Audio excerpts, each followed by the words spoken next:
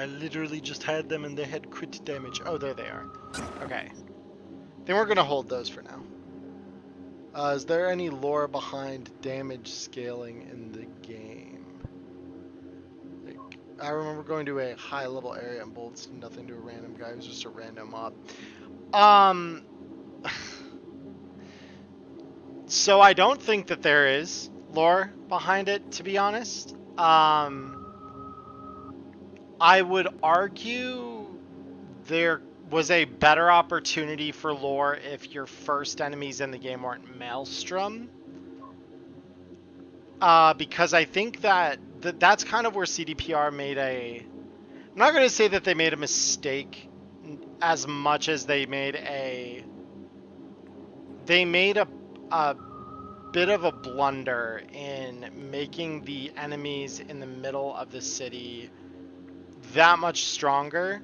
In reality, what they should have done, in my opinion, what they should have done is they should have made the enemies that were nigh impossible to kill people like Militech and Arasaka and like the Corpo giants in the game that you end up like fighting sometimes. Because if you made them the ultra hard to kill badasses, that makes sense because they're corporations, they've got big budgets, they've got the latest, and even some of like the black market, or not black market, but like Black Ops level cyberware, like edge tech stuff that's like, you aren't going to get that on the consumer market under any circumstances. And you, within the corporation, probably even have to be pretty high up to even get it. So those would have made more sense, but like, because I've seen that happen where it's like Valentinos, for example, because they're down in Haywood. So you're like, random Valentino encounter, the Valentinos are kicking your ass when you're early on in the game. And it doesn't make any sense to me. It's like, okay, like, why are the Valentinos so strong? They're just gangers. Like, they're organized, don't get me wrong, like, they are organized gang. They probably have a little more influence than some of the other gangs in the city. But they're not that special, at least not in my mind, to like warrant being unkillable next to things like the Tiger Claws, you know?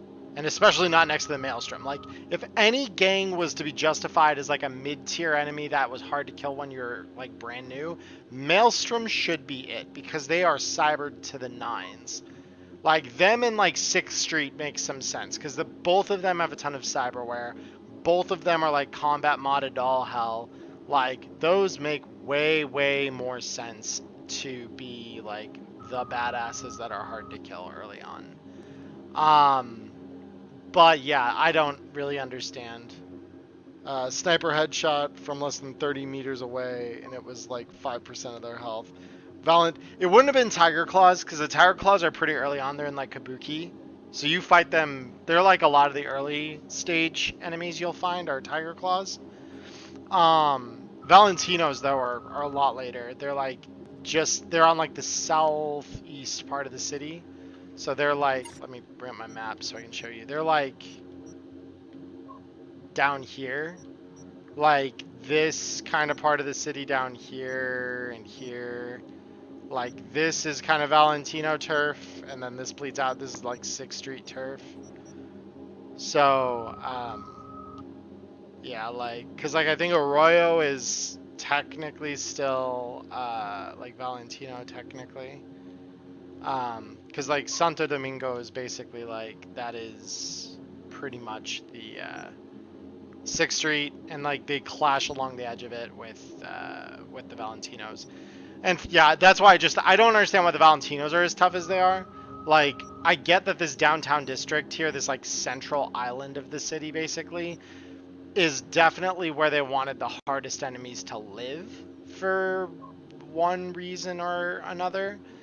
But they are not, in my opinion, a lot of the enemies living there aren't justified in having that level of strength. I don't think that it makes sense.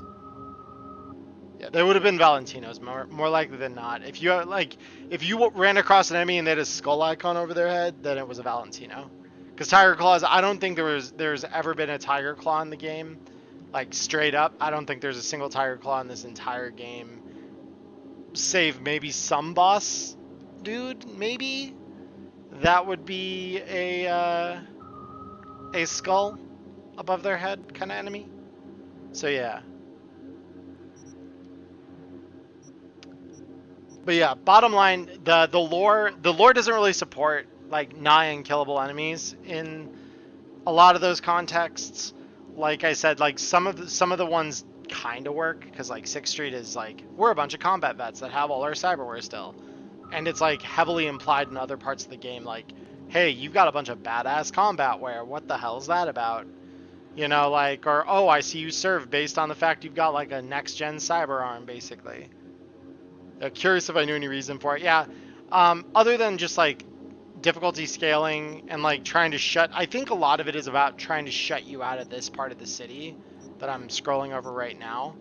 Like this part of the city is basically supposed to be, I think, mostly inaccessible to you early on in the game, and it's not intended to be opened up to you until like you've made some progress like on the north and the east end of the city, like over here, like between Watson and Japantown and Kabuki. Like those are the areas that you should be sticking to in the early game anyway.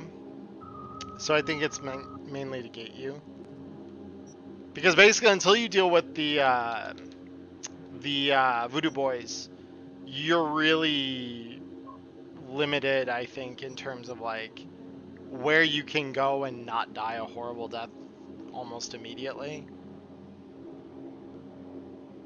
But yeah, no, there's no like hard lore as far as I'm aware for why that is the case. It just is the case, and it's kind of goofy. It's one of those things I suspend my disbelief over, and I'm okay with that. Like, cause I understand like the game reason why, like, you need an enemy that is going to challenge you at every like stage of the game, and unless you make the game kind of against the spirit of what Cyberpunk always was, you don't really get that in a lore justifiable way. Like I said, like the only way I think that they could have maybe done that is if you're fighting the really cybered out gangs later in the game, and those are your street level enemies that you are probably at the lower levels gonna have a harder time fighting. But yeah, like because the spirit of Cyberpunk is always like the GM note, right? The thing they tell you when you start GMing Cyberpunk, because they've got a whole guide to it in the back of their rule book. The main thing that they like hard impress on you is keep it street level. So while like games like Dungeons and Dragons, and other like fantasy role playing games, typically they will base the idea that like when you're new, you start as little more than like the average commoner or average foot soldier in terms of your ability. Like you are definitely not an epic hero at that level. And you could die just as easy as Joe Schmo the farmer down the lane. Um, but unlike Cyberpunk, where on some level that is pretty much where you remain, like you do get to be a little more of a badass later. Like, don't get me wrong, there is progression within the game, and you feel stronger, but it can be over for you just as quick and easy at level 1 as it can be at level 5 or 10.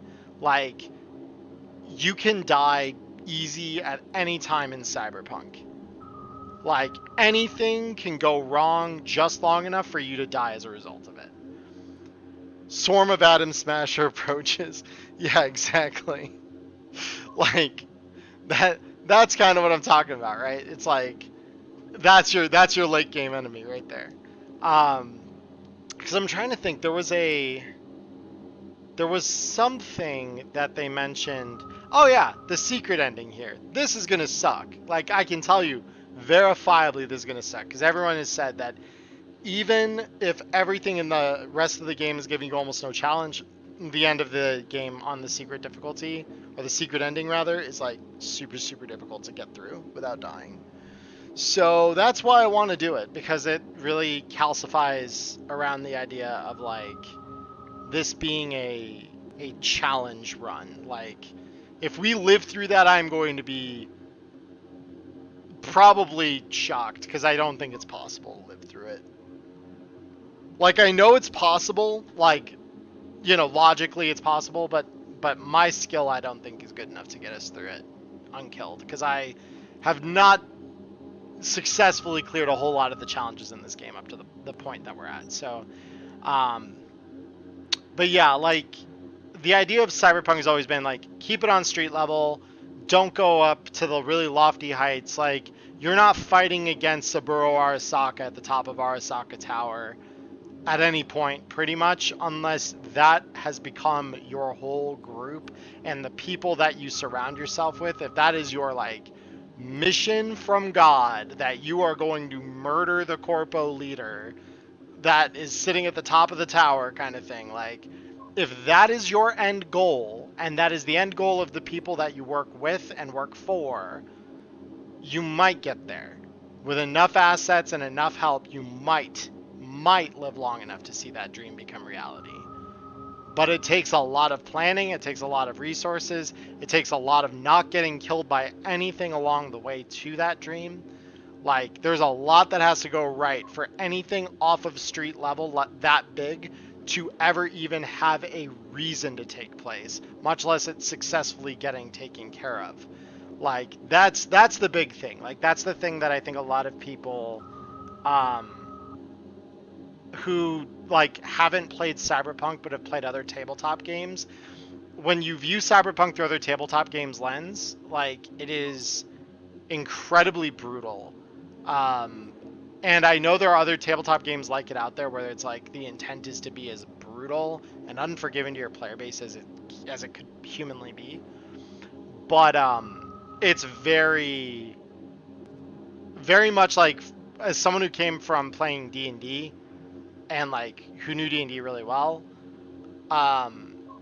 it took me a moment to realize after I lost half my health from a single gunshot that, like, oh no, this, like, my GM wasn't kidding when he said you can die in a single round, and that is a reality in this game. It's a constant reality in this game. And I literally watched one of my teammates who had played like 3 sessions and was doing really well die in a brief second, like after a cyber psycho came after us, basically. And he got ripped to pieces in front of me. And we only got away because I did some really crafty hacking and he bought the time with his life, basically, that let me do that.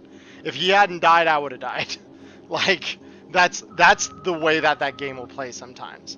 So it's, like, I ran a game last night, and one of my players started getting shot up by a turret.